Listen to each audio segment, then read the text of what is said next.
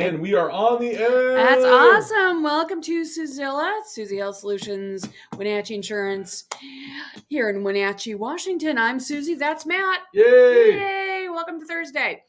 And today we're going to talk kind of about the economy. Okay. Because we were talking in the car, and I spoke from ignorance. Well, it's not really, because the shift's kind of been concealed. Yeah, that's true. I mean, and what all I can do is go by what it feels like I'm doing, because I didn't do any research on it, which I have done in the last half hour. By the way, I read the Congressional Budget Office's projection for 2023 to 25. Okay. I read that document. Cool. Yes, and I actually have it here, so I can refer back to it. Nice. Okay, because I learned things. Because the media stayed kind of stagnant after Trump left office. Okay, what do you mean by that? We've got one side of the media that's been consistent in their messaging of Democrats evil. Right. Exactly. And the more centrist groups or the left leaning have been consistent in their message. The incumbent is wrong. They haven't really given Biden the credit for his policies. Okay. For he's had the most bipartisan legislation under his amazing job growth. Yeah, it's pretty impressive. Yeah. I mean, it's just, you start looking at the man's numbers, like, why are they talking so bad? I think it's because he wasn't who they wanted it to be. It's possible. Could be just some bitterness there. But there's actually some clips out there of reporting of Trump did amazing. 200,000 jobs were gained. Oh yeah. And this, a year later, the exact opposite. Biden's doing terrible. 200,000 jobs were gained. Only 200,000 jobs. Exactly. And so it's like it's had this kind of dragging effect on the mentality of growth in America. Well, so what made me feel like it was a struggle financially is because I am a small consumer, although I own a business, which makes me where I was seeing increases in prices that affected me most directly was grocery, which is not always tracked by the government in their that level of purchases is not what the GDP gross thingy tracks, right? They do big goods, refrigerators and cars and stuff, but growth, because of supply chain issues and other factors that mostly came to a head during COVID, created a spike in grocery prices, which are starting to settle back down. Correct. However, I think what some companies are doing are keeping the numbers inflated and increasing their profits. And that can be seen in the oh my gosh, why are these companies having record profits? Because it's balancing out on their side. Which is God, I'm not going to say it. Which is harder for the consumer. Oh yeah, absolutely, absolutely, and that's back to the whole corporate America is evil thing. Well, we personally had some budget shift. One of the highlights was we were cruising along. Yeah, paying our taxes, doing everything right. And we made an income leap. A big one. Well, it didn't feel like a big one because we dumped everything back into the business, but it was one. It was significant. And one of the big outliers that we've done is, was health insurance. Absolutely. Because we edged out of a lot of subsidies, and we still have some subsidies, but we're paying a lot for our health insurance right now. When you break it down to health insurance for 3 people, it's not bad. bad if you divide the amount we pay by 3, but it still is a big bite every month because we are still, our personal budget is tight, whereas the business budget's almost anything that's not pinned under my heel is being poured back into the business, which is good. We want to do that because we need to grow our business. Well, because we're also in this small business boom. Yes. And that's absolutely true. That's happening. Yes. That was one of the things I was reading. And one of the things is you're seeing a growth in small businesses because of partly because it's easier to buy. It's becoming easier to invest in the business real estate. And then it's where's the note on? There's a note on that. Where'd it go?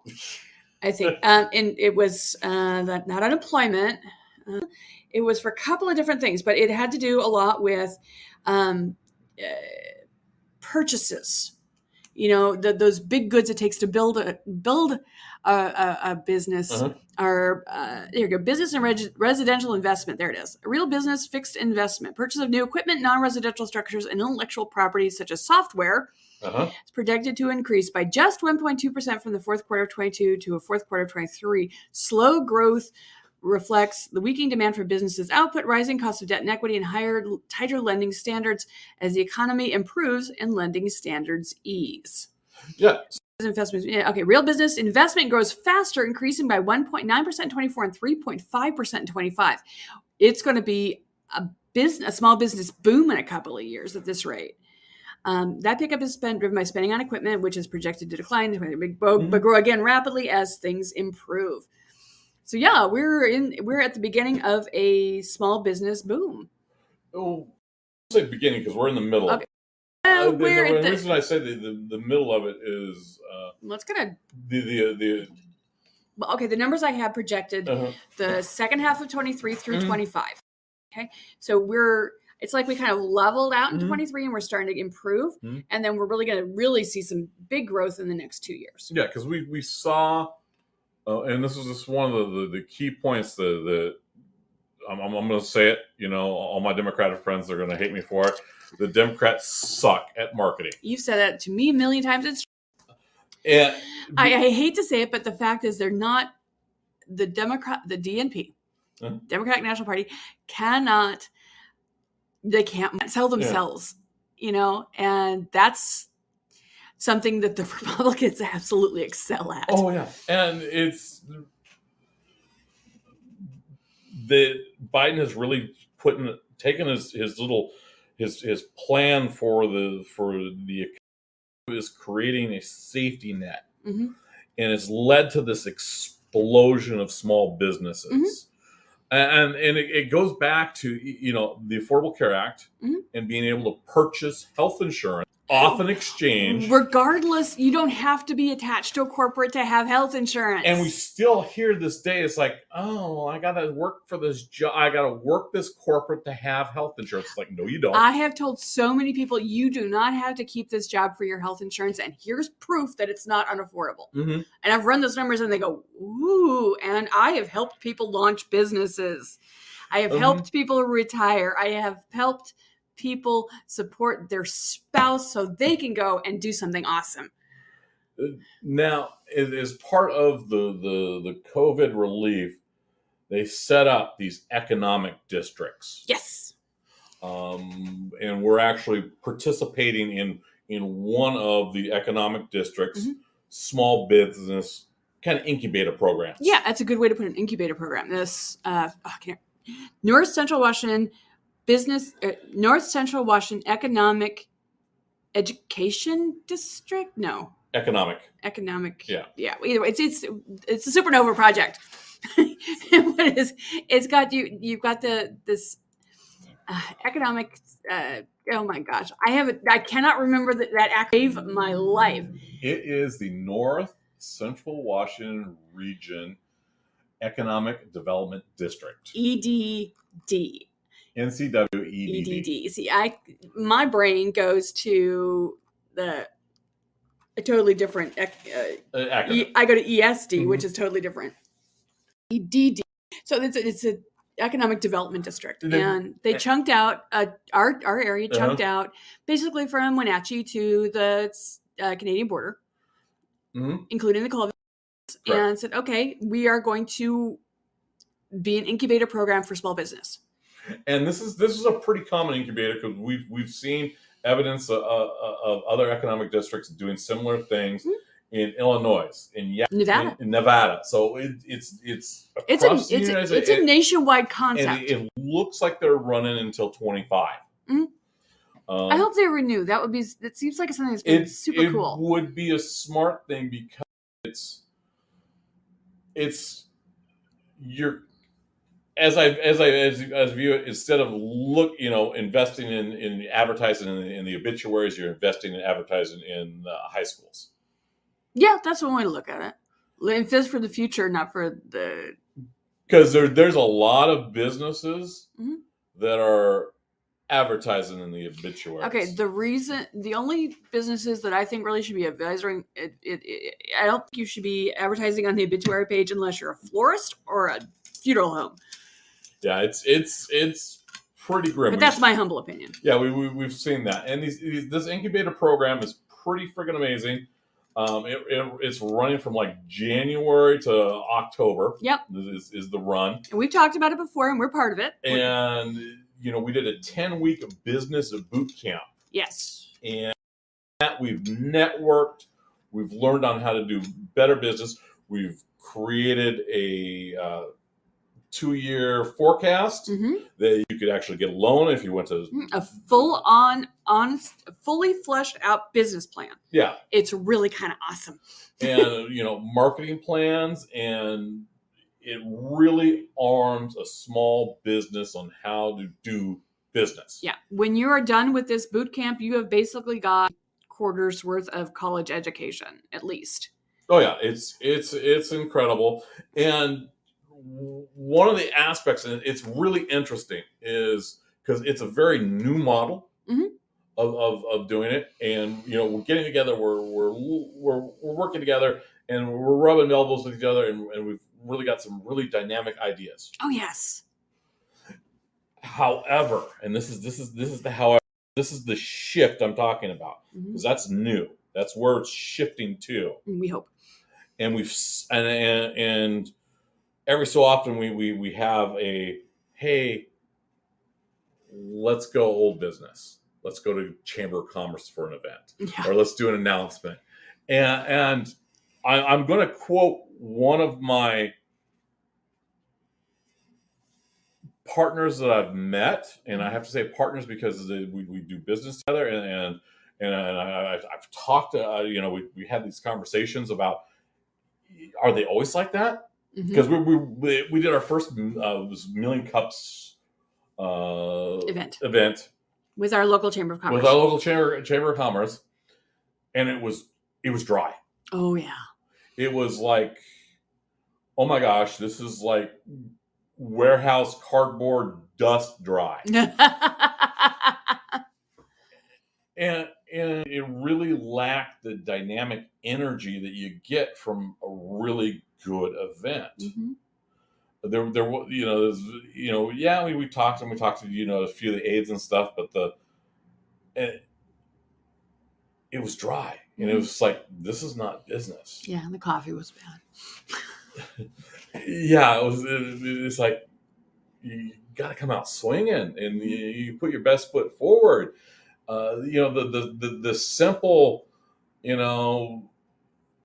meet and greet. It's just like, hey man, if you're running this event, you greet everyone that hits the door.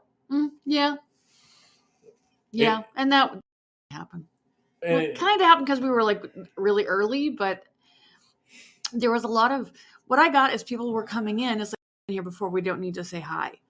Yeah, and there's just it's.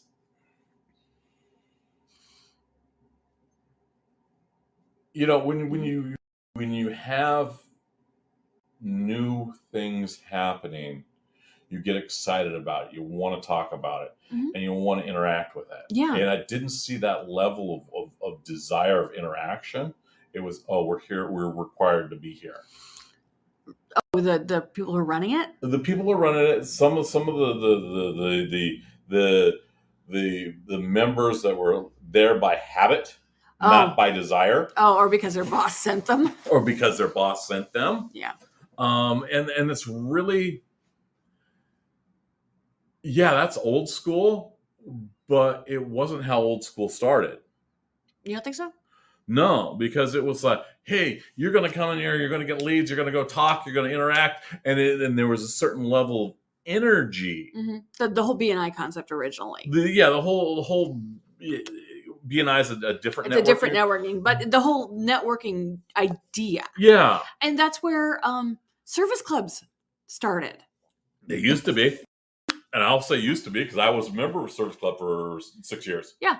But service clubs have changed. I don't even, I mean, the question is, are service clubs even still valid anymore? Do they, I think it really depends on the membership. Oh, always. And where they're at. If they're in the, I'm retired, I've got mine, screw y'all, not so much. Not so much.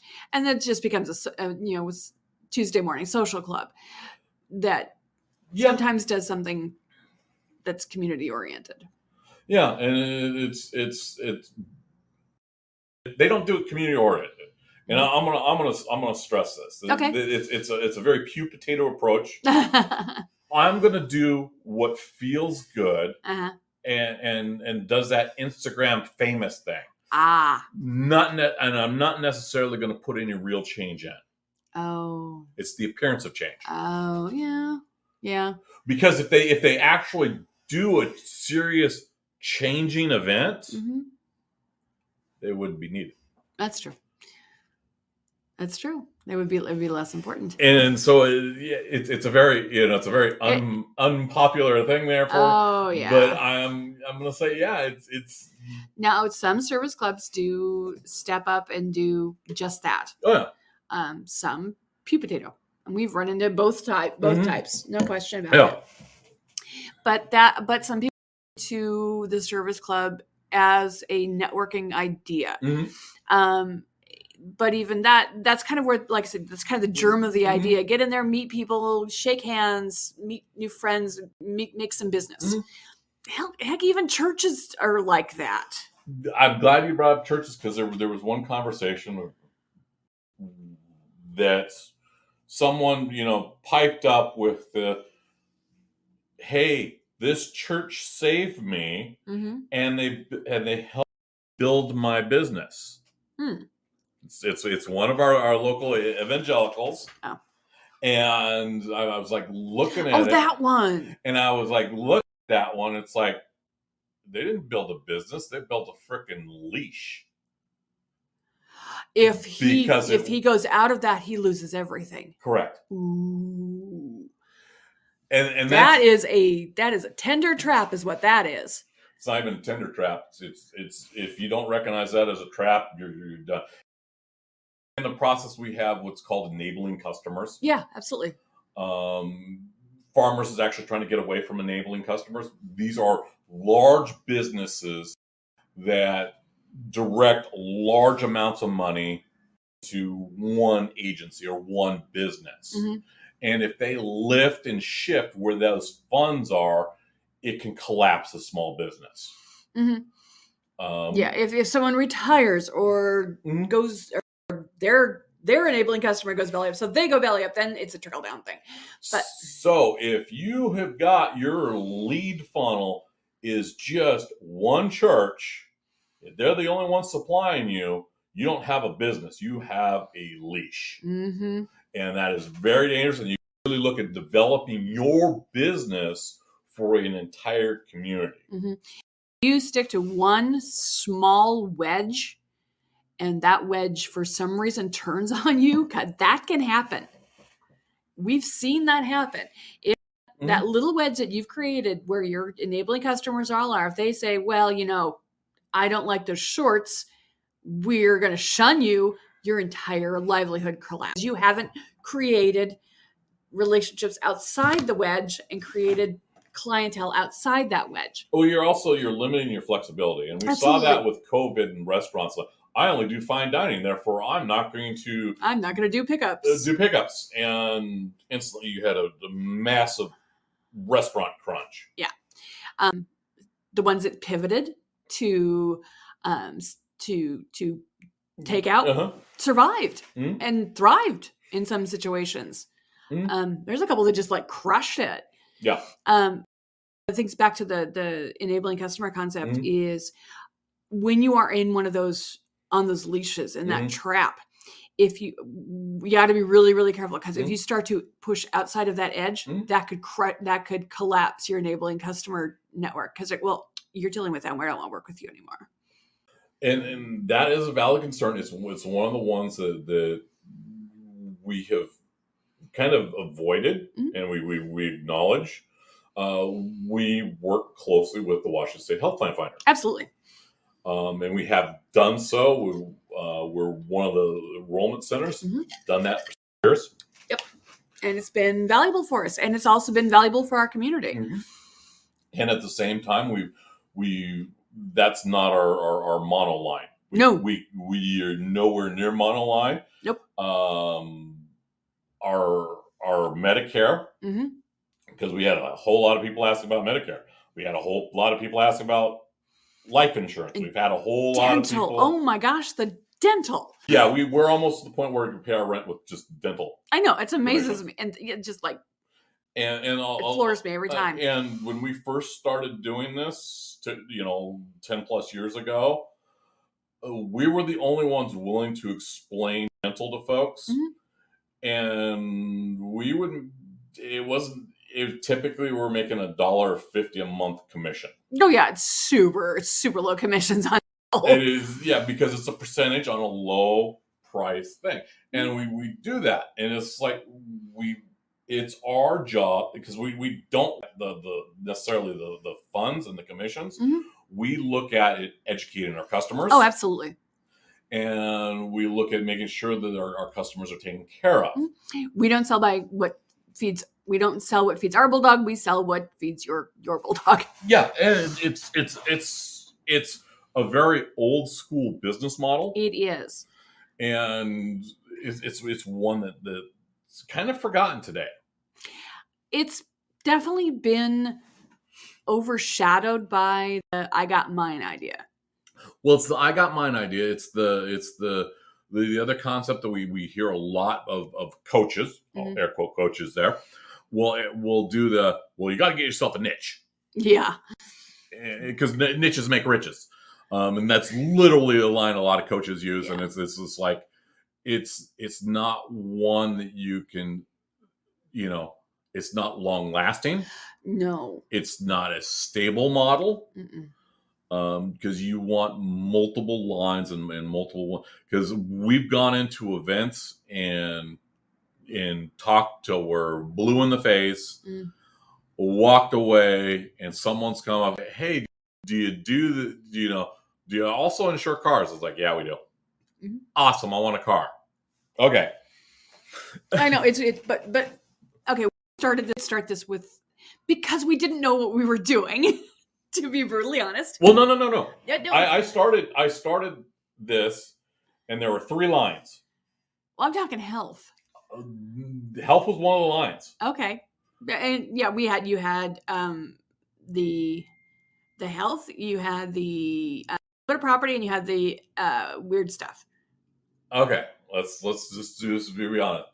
I insured cannabis businesses. Right, because it was just the beginning of the 502, the legality of cannabis, the cannabis industry in Washington State, and the farms and the retailers needed insurance.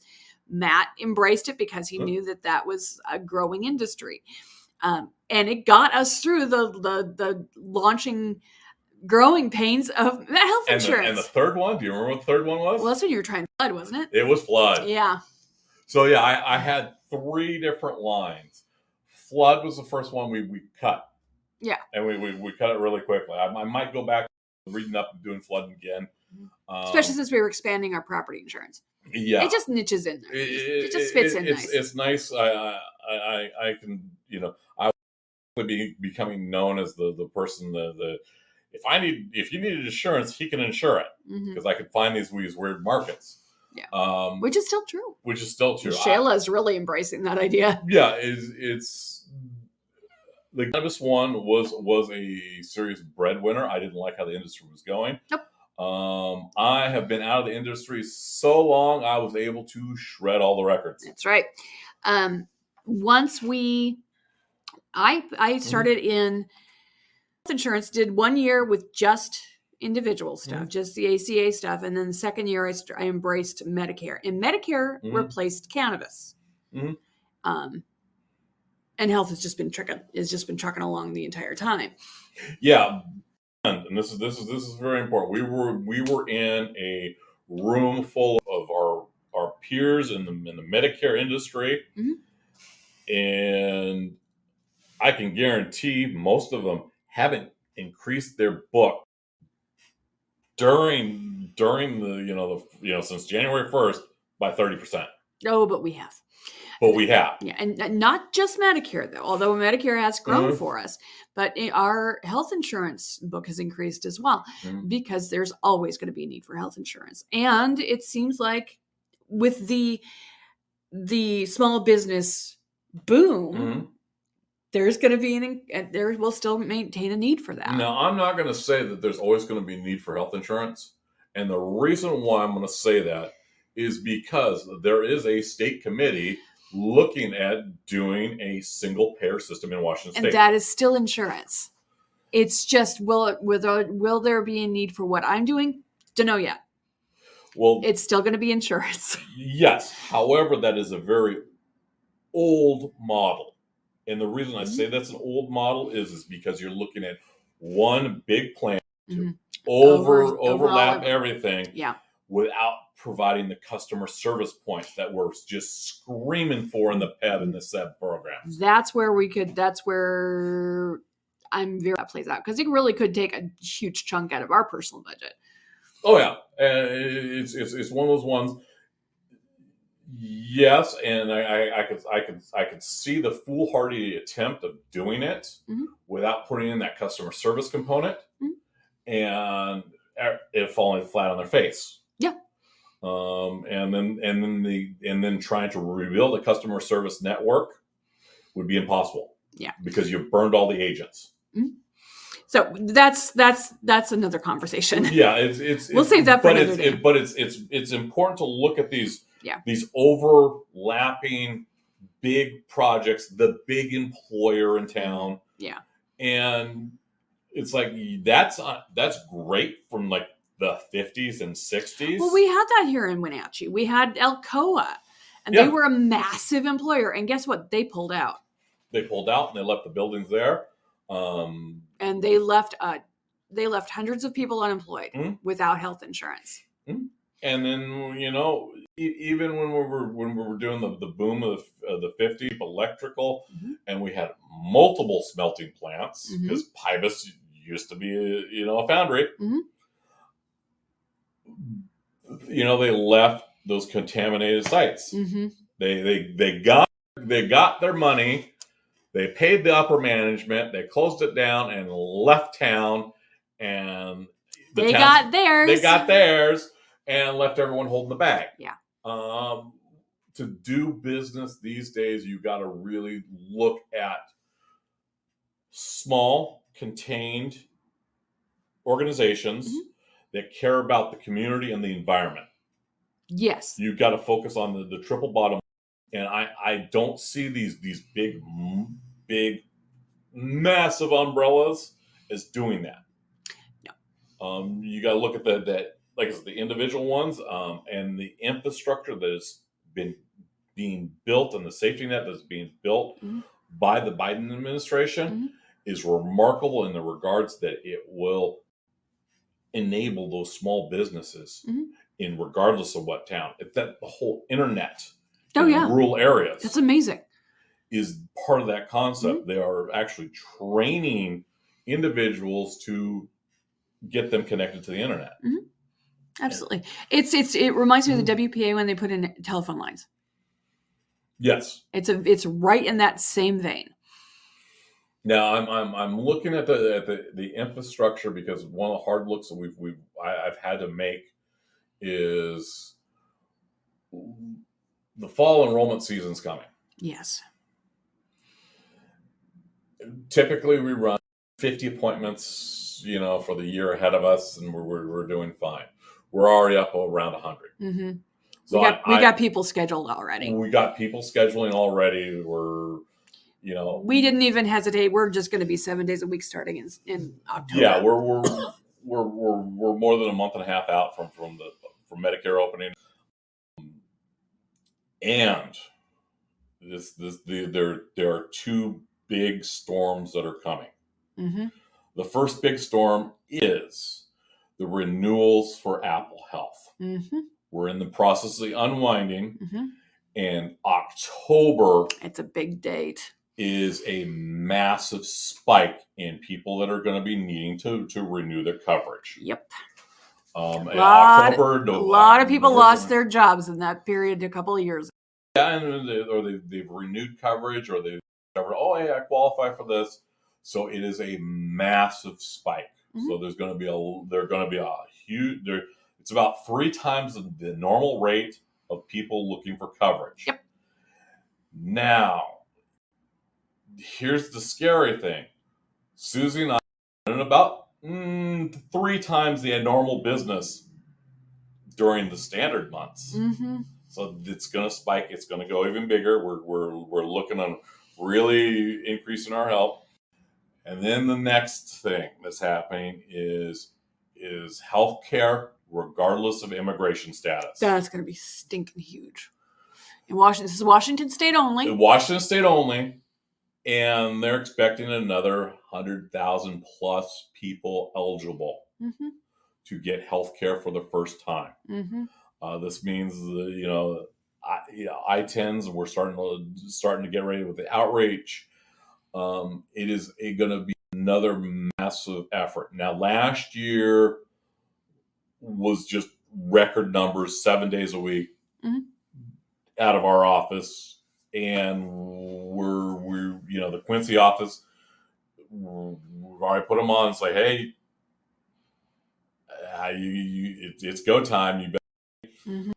And we're getting ready to bring in on another person in here and have them work as hard as they want, mm-hmm. Because it's going to be wild. But season is going to be packed. Yeah.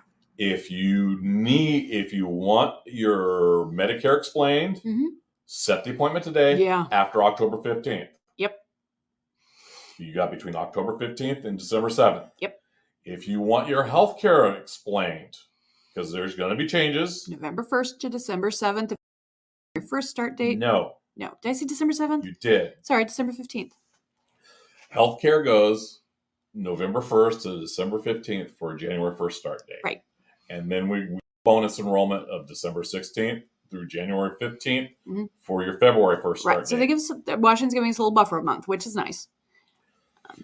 Yes. Because not everyone gets that. Because not everyone gets that. It's because the state has done its due diligence. It's done its prep work on creating that safety net. Yep. And they know that there's going to be a heck of a lot of people seeking coverage in the next 3 months. Yeah. So, hey, prepare.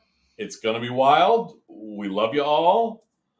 However, there has definitely been a shift out there in the economy. And some of it's for the good, some of it's for the bad. Depends on where you land. Just roll with it. So, hey, have a great day. Bye. Bye.